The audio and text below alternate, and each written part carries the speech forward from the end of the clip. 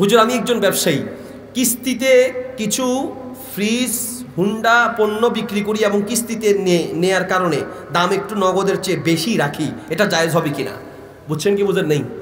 Fridge Honda এই জাতীয় জিনিস আমরা অনেকে কিস্তিতে কিনি, আবার কিস্তিতে বিক্রয় করি। এখন কিস্তিতে এইভাবে পণ্য ক্রয় বিক্রয় করা যাবে কিনা? 12টা বেজে গেছে, আমার সময় শেষ।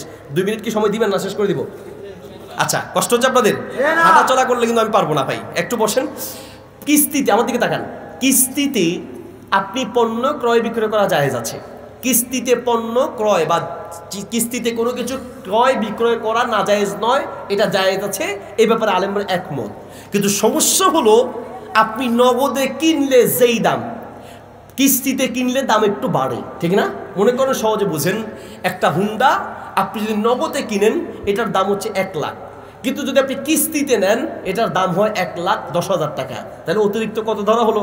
10,000 টাকা। এখন এইভাবে জায়েজ আছে কিনা এই বিষয়ে আলেমদের দুটি মত।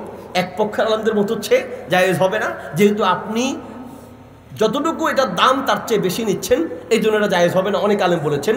আবার কিছু সংখ্যক আলেম বলেছেন, আবার অনেক আলেম বলেছেন যে না, এটা জায়েজ হবে, কারণ আপনি কিস্তিতে নিয়েছেন, টাকাগুলো আস্তে আস্তে দিবেন। একসাথে টাকা দিলে আমি আরেকটা জিনিস কিনতে পারি। এখন যে আপনি আমাকে আস্তে আস্তে দিচ্ছেন, সেক্ষেত্রে আমার দোকানের ভাড়া আছে, আবার আপনি 5 মাস 6 মাস পরে গিয়ে শোধ করবেন, তখন তো এই জিনিসটার দাম বাড়তেও পারে, ঠিক কিনা? এই দৃষ্টিকোণ থেকে এটা জায়েজ আছে। দুই পক্ষের বক্তব্য মিলিয়ে আমরা যেটাকে প্রাধান্য দিতে পারি সেটা হচ্ছে কিস্তিতে এইভাবে ক্রয় বিক্রয় করলে একটু বেশি নিলেও জায়েজ আছে, কিন্তু একটু সন্দেহ থেকে যায়। সেই সন্দেহ থেকে মুক্ত থাকার জন্য তৃতীয় পন্থাটা অবলম্বন করলে আর কোনো সন্দেহ নেই। সেই তৃতীয় পদ্ধতিটা হলো, আপনি ক্রেতাকে বলবেন অথবা বিক্রেতা ক্রেতাকে বলবেন, ক্রেতা বা বিক্রেতা দুইজনের সমন্বয় করে কথাটা বলবেন যে আমার এই হুন্ডার দাম হচ্ছে 1,10,000 টাকা, আপনি কিস্তির কারণে নিতে চাচ্ছেন 1,10,000 না, আপনি বলবেন না এই হুন্ডাটার দাম হচ্ছে 1,10,000, আপনি যদি নগদ নিতে চান তাহলে আমি 10,000 টাকা ছাড় দিব। তাহলে আপনি যে দাম ধরলেন, বেশি ধরেন নাই, মূল দাম ধরছেন কত? 1,10,000।